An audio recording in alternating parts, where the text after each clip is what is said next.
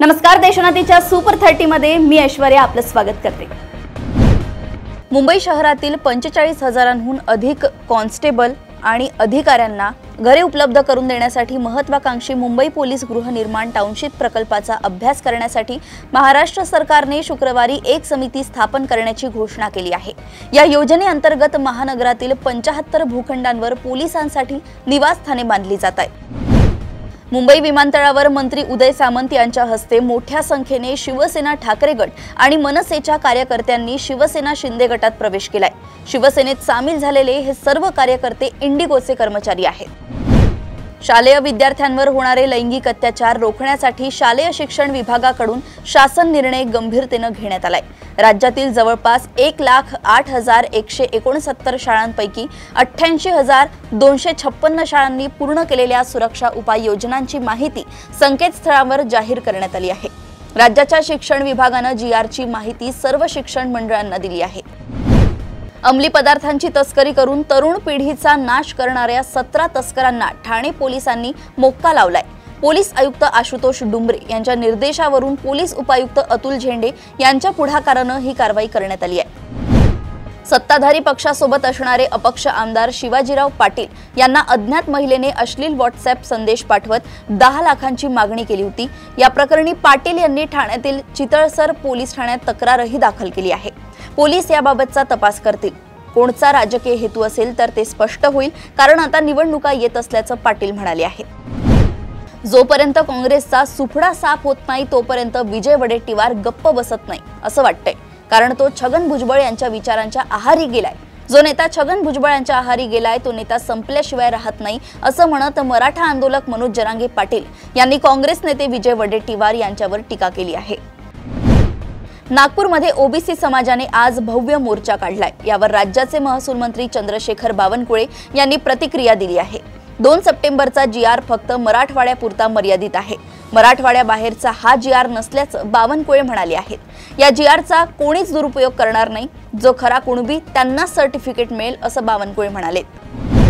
आज करमाळा येथील हिंद जन आक्रोश मोर्चात आमदार संग्राम जगताप यांनी मोर्चाला आवाहन करताना दिवाळीची खरेदी हिंदूंकडून करण्याची विनंती केली आहे।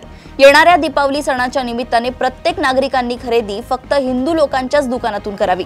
आपल्या दीपावली खरेदीचा नफा केवळ हिंदू लोकांनाच मिळायला हवा असेही त्यांनी म्हटलंय। उल्हासनगर येथे कॅम्प नंबर 2 खेमानी ते घोबीघाट रस्त्याच्या मधोमध जलवाहिन्यांना गळती लागून हजारो लिटर पाणी वाया जातंय।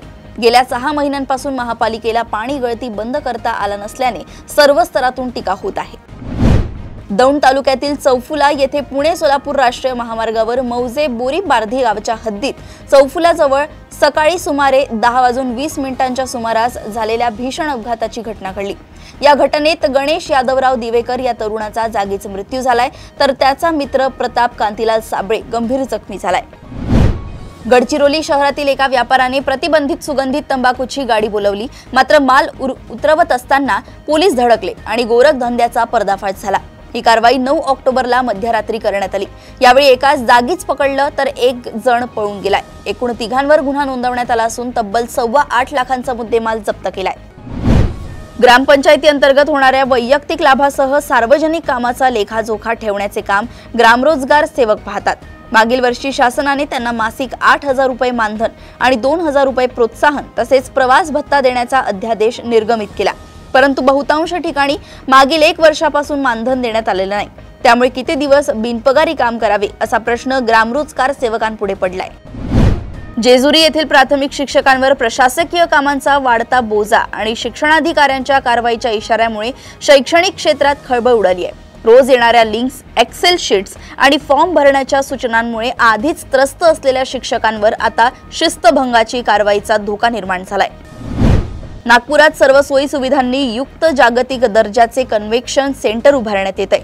याबाबत स्पेन येथील फिरा बार्सिलोना इंटरनॅशनल कंपनी सोबत शुक्रवारी मुंबईतील वर्षा निवासस्थानी मुख्यमंत्री देवेंद्र फडणवीस यांच्या उपस्थितीत सामंजस्य करार करण्यात आलाय। महाराष्ट्र शासनाने विक्रीस बंदी घातलेल्या रेस्प्री फ्रेश टीआर कफ सिरपचा साठा बीड जिल्ह्यात सापडलाय। शासनाने या सिरपवर तात्काळ बंदी आणली होती, मात्र तरीही बीडमध्ये या बंदी घातलेल्या सिरपच्या 500 बाटल्या आढळून आल्यानं औषध प्रशासनात खळबळ उडाली आहे। उत्तर प्रदेशच्या महाराजगंज जिल्ह्यात एनसीसीच्या विद्यार्थिनीची लष्करात नोकरी देण्याच्या आमिषानं फसवणूक झाली आहे। गोरखपूर आणि राजस्थानच्या पुष्करला नेऊन धावण्याची परीक्षा आणि वैद्यकीय चाचणीच्या नावाखाली फसवणूक करत 2,70,000ची मागणी करण्यात आली। बोगस नियुक्ती पत्र मिळाल्यानंतर फसवणूक उघडकीस आली आहे। गुजरातच्या कच्छ जिल्ह्यात एका पाकिस्तानी प्रेमी युगुलाला ताब्यात घेण्यात आले। भारत पाकिस्तान सीमेवर असलेल्या रतनपूर गावातून जोडप्याला अटक करण्यात आली। दोघेही अवैध पद्धतीने सीमा ओलांडून भारतात घुसले। त्यांनी चौकशीत याबद्दलची कबुली दिली आहे। पुणे येथील त्रिसेवा प्रशिक्षण अकादमीतील प्रतिष्ठित राष्ट्रीय संरक्षण अकादमीच्या पहिल्या वर्षाचा कॅडेट शुक्रवारी पहाटे त्याच्या वसतिगृहाच्या खोलीत मृतावस्थेत आढळलाय। पोलिसांनी हा आत्महत्येचा प्रकार असल्याचा संशय व्यक्त केलाय। त्यांच्या मृत्यूची न्यायालयीन चौकशी करण्याचे आदेश देण्यात आले आहेत। घर आणि आरोग्य सांभाळत नोकरी करणाऱ्या महिलांसाठी कर्नाटक सरकारने एक मोठा दिलासादायक निर्णय घेतलाय। राज्यात पहिल्यांदाच सर्व सार्वजनिक आणि खासगी क्षेत्रातील महिलांना मासिक पाळीसाठी वार्षिक 12 रजा देण्याचा निर्णय घेतलाय। उत्तर प्रदेशातील बांदा येथून नात्याला काळीमा फासणारी घटना समोर आली आहे। जमिनीच्या एका छोट्या तुकड्यावरून एका तरुणाची हत्या करण्यात आली। आई वडील आणि भावंडांनीच त्याला लाठ्या काठ्यांनी बेदम मारहाण करून त्याचा जीव घेतलाय। अमेरिकेचे राष्ट्राध्यक्ष डोनाल्ड ट्रम्प यांचे नोबेल मिळण्याचे स्वप्न अपूर्ण राहिलंय। नोबेल समितीने डोनाल्ड ट्रम्प यांच्या आशा धुळीस मिळवल्या आहेत। या वर्षीचा नोबेल शांतता पुरस्कार व्हेनेझुएलाच्या विरोधी पक्ष नेत्या मारिया मचाडो यांना देण्यात आलाय। दक्षिण फिलिपिन्समध्ये शुक्रवारी जोरदार भूकंप झालाय। या भूकंपाची तीव्रता रिश्टर स्केलवर 7.6 होती। किनारी भागात राहणाऱ्या लोकांना सुरक्षित ठिकाणी स्थलांतरित होण्याचं आवाहन करण्यात आलंय। भूकंपाचा केंद्रबिंदू जमिनीखाली 10 किलोमीटर होता। किनारी भागात भूकंपाचे केंद्र असल्याने त्सुनामी येण्याचा इशारा देण्यात आलाय। अफगाणिस्तानची राजधानी काबूल शुक्रवारी रात्री शक्तिशाली बॉम्बस्फोटांनी हादरली आहे। एका पाठोपाठ एक झालेल्या अनेक स्फोटांमुळे आणि गोळीबारामुळे शहरात भीतीचं आणि तणावाचं वातावरण निर्माण झालंय। या हल्ल्यांमध्ये किती जीवित आणि वित्तहानी झाली याची अधिकृत माहिती अद्याप समोर आली नाही।